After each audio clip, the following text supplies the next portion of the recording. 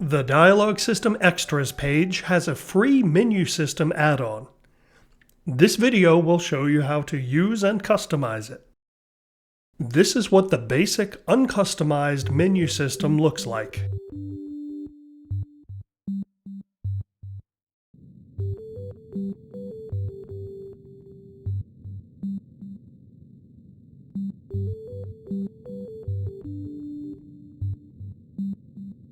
And here's an example where I've swapped in some other images.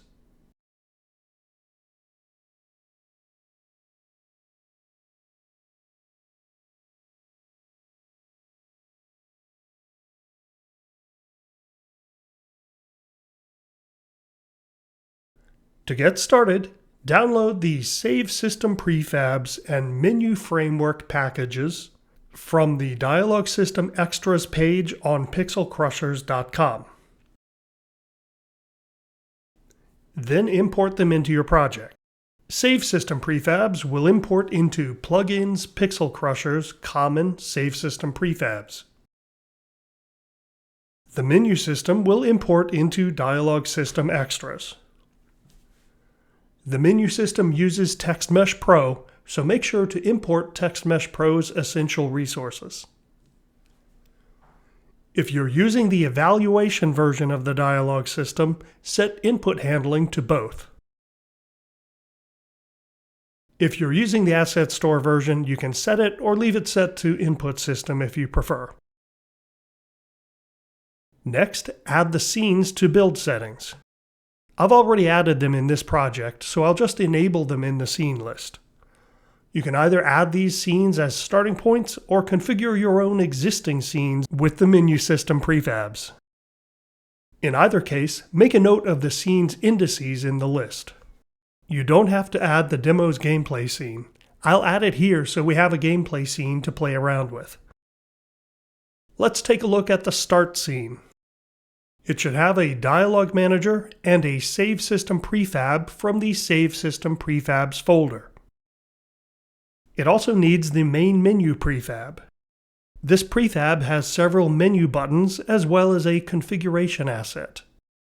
If we inspect the configuration asset, the top section specifies important scene indices from the scene list. This should match what you set up in build settings. The prefabs section specifies the menu prefabs that the menu system will use when needed. The asset also has other settings that you can mouse over to get more details or read about them in the included PDF manual. One of these is the audio mixer. The audio mixer controls the game's volumes. When you add audio sources to your scenes, make sure to assign an audio mixer group, such as music or SFX, so they'll respect the volume settings that the player has set using the settings menu. You can also optionally add a music manager prefab to the scene. This manages music across the game. If you add a scene music prefab to a scene and assign a music audio clip, the music manager will crossfade into the scene's music. So now let's set up a gameplay scene. I'll open the menu system demo's gameplay scene, but then I'll remove the menu system prefabs so we can set it up from scratch. Add a dialog manager to the scene as usual.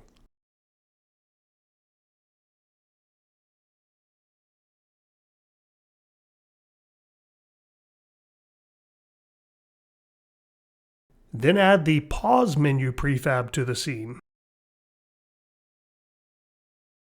If you want, you can deactivate the pause menu's canvas child game object so it doesn't block your view. When the player opens the pause menu, it will automatically activate the canvas. To enable you to test this scene directly in the Unity editor's play mode without having to come from the main menu scene, add a Save System Prefab.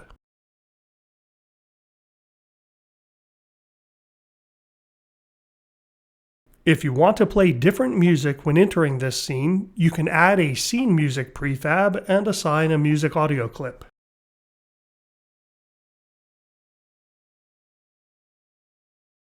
So let's test this out. Open the start scene.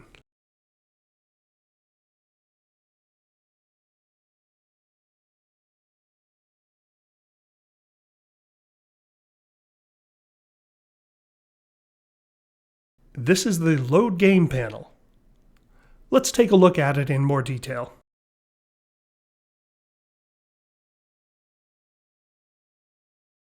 The heading text is a nested prefab, which means you can change the appearance of the heading text prefab, and the change will appear in every menu prefab that uses it, including the Load Game panel. The whole menu system is set up this way. The basic UI elements, such as text and buttons, are prefabs, so you can change the prefab and the change will be reflected in all of the menus where the prefab is used. The menu system lets the player save their game to different slots. You can change the number of slots by adding or deleting them from the left panel. Then inspect the Load Game menu component and update the slots list. Details text is another example of a nested prefab. If you change the base prefab, your changes will be reflected in all menus that use the prefab. The same is true for the main menu's heading text. By the way, you can also include other information in your save game slots details. To do this, set the dialog system variable named current stage. For example, if you want to record the current scene name in the slot's details, add a dialog system trigger to the scene. Set its trigger to onStart and use the Run Lua code action to set current stage to the scene name. You can read about this on page 3 of the PDF manual. Now let's customize the menu system's appearance. I'll be using a font from TextMesh Pro's Extra package, so we'll import that first. I'll also be using the UI images from Ponetti's Gothic UI package for this example. Let's customize the main menu first. Open the main menu prefab. Let's choose a nice background image. Then we'll customize the heading, first by setting a background image for it.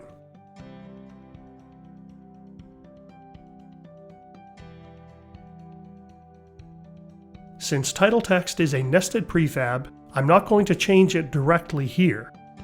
Instead, I'll open up that nested prefab and change it there.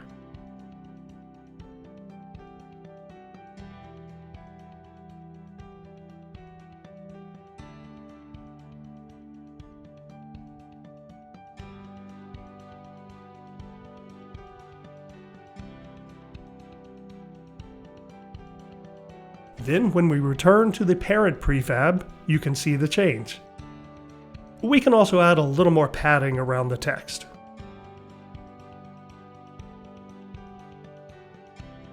Now I know this package has a cool menu background image, so I'll add that below everything except the main background image.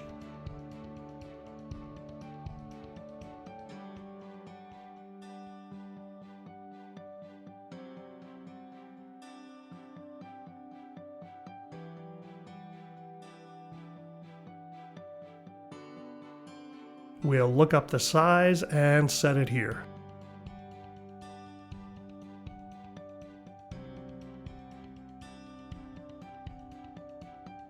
The menu system's canvases are set to scale with screen size, by the way, so they should proportionally scale pretty well in different screen resolutions. Then we'll set up the button prefab.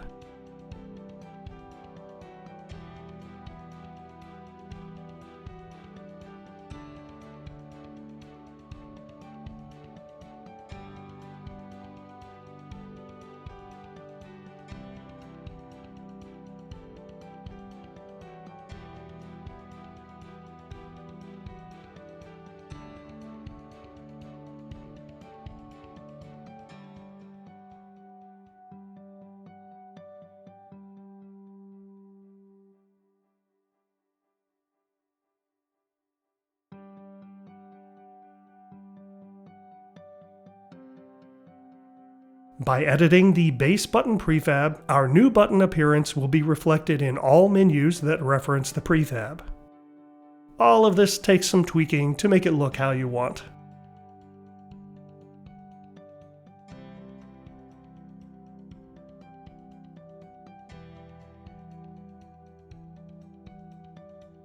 Now let's customize the loading screen.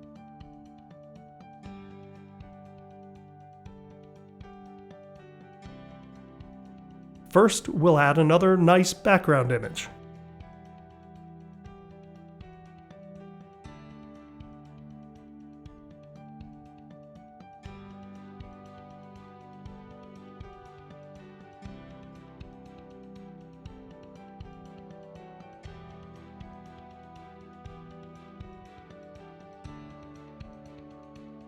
Then I'll get rid of the legacy text and add a nicer looking Text Mesh Pro text.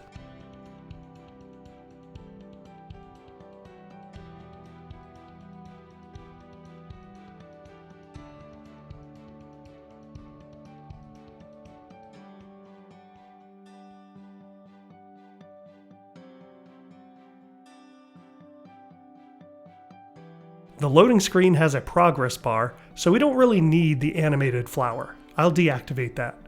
You can customize the appearance of the progress bar too, of course. Now let's test this out.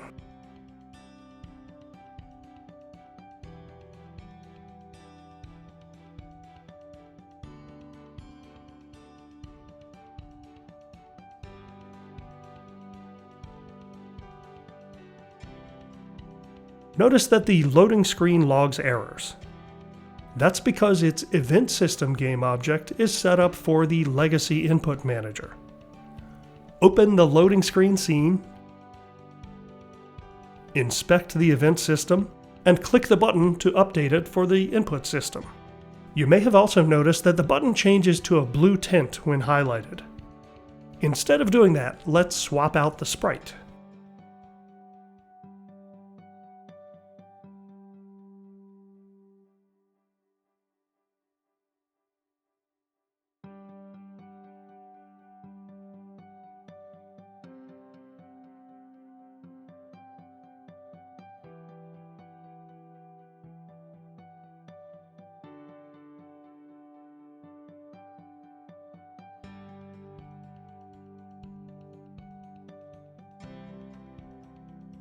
And we'll give them a little more space too.